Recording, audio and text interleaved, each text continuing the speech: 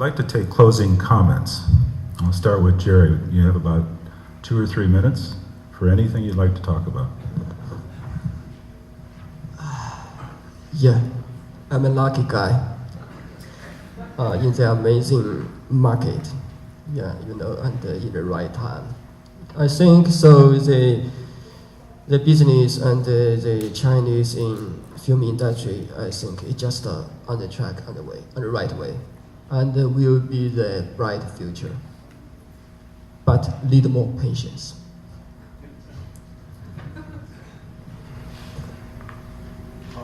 I never heard these comments go short, Jerry. Congratulations, less than your 2 or 3 minutes. But I actually agree with Jerry, and one of my sayings in life is it's never as good as it looks or as bad as it seems. And I think that China's a place where you could abandon that viewpoint because the market looks so good, you could go crazy. And the regulations sometimes and the IP issues and the piracy looks so bad that you could be despondent. And literally, if you do a lot of business there, which we do, from day to day, you could bounce like a ball off a wall because some days it's just the land of riches and some days it's a disaster you're not going to ever see your way out of. So a variation of what Jerry says is I think you really have to have a long-term view. Back to what Peter said at the beginning, I think the demographics are incredible. The rising economics are incredible. And I think the globalization, the role of the internet, which is something we talked about in marketing, but we didn't talk about how it's really changing Chinese culture, which is going to be rapid also. I think when you look at all of those trends, you just have to be an optimist on China long term. And again, to quote Jerry, I think you just have to be patient and you can't let sort of the short-term obstacles get in the way because the big picture, pun intended, is a bright one. Helen? I think what we didn't talk about is the challenge in terms of the business structures for Chinese filmmakers, Chinese film producers, and foreign participants in the marketplace. And the next stage, we're all giddy right now with the great success of these Chinese movies, but the next stage is to actually regularize the industry. And that's not as glamorous and it's not as fun, but it's very, very hard work.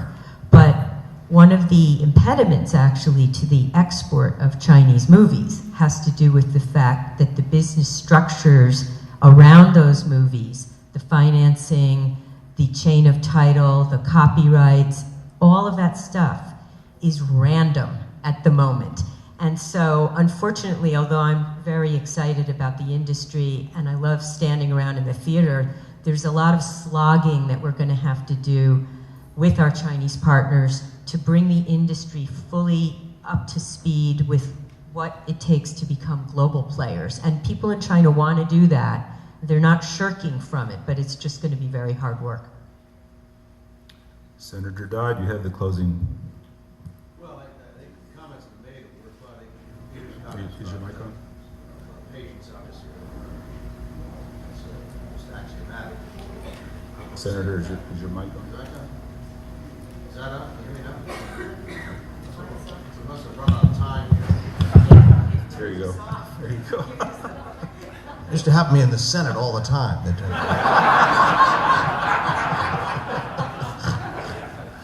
Different time. A couple of things just come to mind in the conversation. And again, I agree. I think patience is important and recognize this is a long term. And look, the industry is going to be the new platforms that are emerging are going to create opportunities and challenges everywhere in the world for this industry, this business. They were gathered at CinemaCon, and obviously the exhibitor community is terribly important. But I know just in this country alone, in the United States, there are 5 million pure people today who had a television set 5 years ago who don't have one today because they're using their laptops for their television and everything else. And that's an indication of where things are going in that particular arena. And so we need to be conscious about all of that. The couple of things I'd just like to mention. One, we could have spent time just about distribution. And I know this is a serious issue, but obviously distribution is a serious issue, and you only have one distribution vehicle, it creates issues. And we didn't talk a lot about that, but that's one that needs to be addressed. And the other one I'd be remiss if I didn't mention is the whole issue of content protection and intellectual property. Rich just mentioned it. in conversation. Why do I mention that? Not just because I want to protect, obviously, the product that my studios make and do an incredible job of making them, but from a Chinese perspective, this is really dangerous. And while you can have patience, you can't have patience on this subject matter and grow an industry and sustain it for the long term if you don't deal with this issue. Watching the 10 screens a day be built in China, going from 1,800 to 13,000 in 10 years, and the growth that Jerry's talked about in the next few years, where it's going. And all of that is exciting as can be. But if you don't end up building the kind of inventory, if you lose your inventory through piracy or content theft, then when you reach that plateau, you need to level off at some point. You're not going to be building 10 screens a day, every day, forever. At some point, that levels off. And then how do you sustain that industry in the long term if you don't have your library, if you don't have your inventory, which becomes extremely important in the long term, because not every year is a great year. Not every year is going to produce great product all the time. And so, while it's obviously in self-interest of our industry here to want to see something done, and many things have. I want to stress, by the way, there have been some good news on content protection in China, so I don't want to minimize the point. There have been some positive steps, but a lot more needs to be done.